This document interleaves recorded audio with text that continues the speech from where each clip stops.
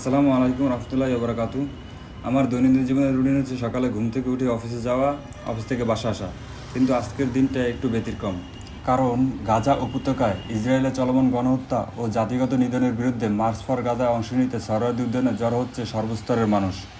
তাই সহরাওয়ার্দী উদ্যানে বিকালে 3টায় ইনশাআল্লাহ অনুষ্ঠিত হবে প্রতিবাদ সমাবেশ, আর ইনশাআল্লাহ আমিও অংশ নিতে যাব।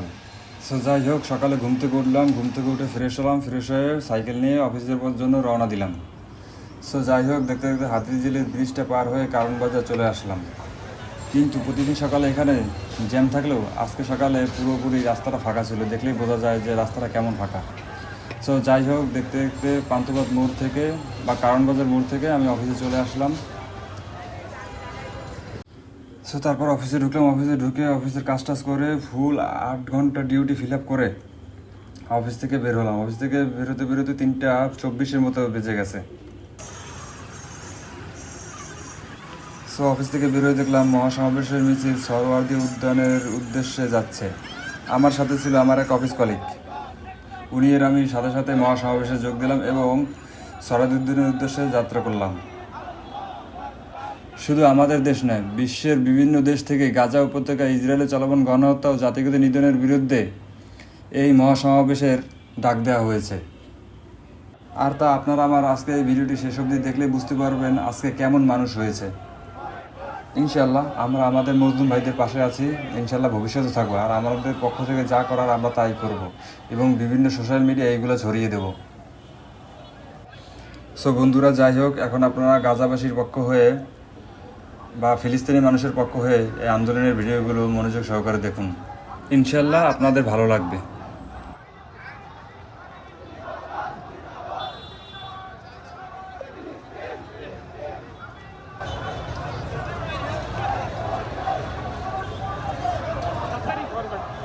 মানুষে করে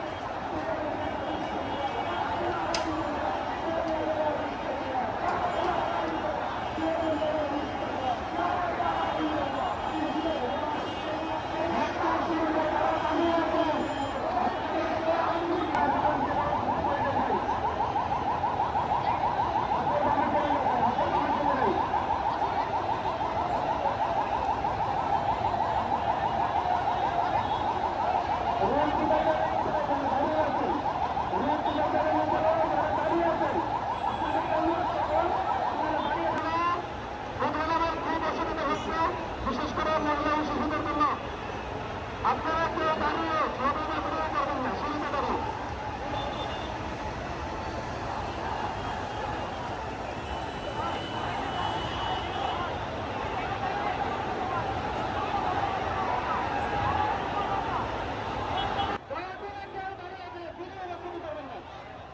আপনারা মানুষের কষ্টের জন্য এখানে আসেন নাই। আমরা সবাই তো অত্যাধিক মানুষের কারণে আমরা শাহবাগ পর্যন্ত যেতে পারছি, এরপর আর আমরা যেতে পারিনি, কারণ মানুষের এত চাপাচাপি ছিল, এত ঠেলাঠেলি ছিল, যার কারণে আমরা লাগাতে পারি নাই। কিন্তু একটা বিষয় আমাদের ভালো লেগেছে, যেমন আপনাদের বিভিন্ন মানুষ ছিল যারা বিনামূল্যে পানি পান করাচ্ছিল মানুষদের। তা আমার এই ভিডিও দেখলে আপনারা বুঝতে পারবেন, বিনামূল্যে বিশুদ্ধ খাবার পানি তারা মানুষদের খাইয়েছিল। এই জিনিসটা খুবই ভালো ছিল।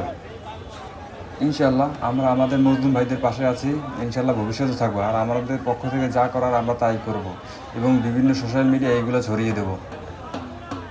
যাই হোক, আজকের ভিডিওটা এই পর্যন্তই। ভিডিওটি ভালো লাগলে অবশ্যই গাজাবাসীর জন্য দোয়া করবেন, অবশ্যই ফিলিস্তিনিদের জন্য দোয়া করবেন। আসসালামু আলাইকুম রহমতুল্লাহি ওয়া বারাকাতুহু।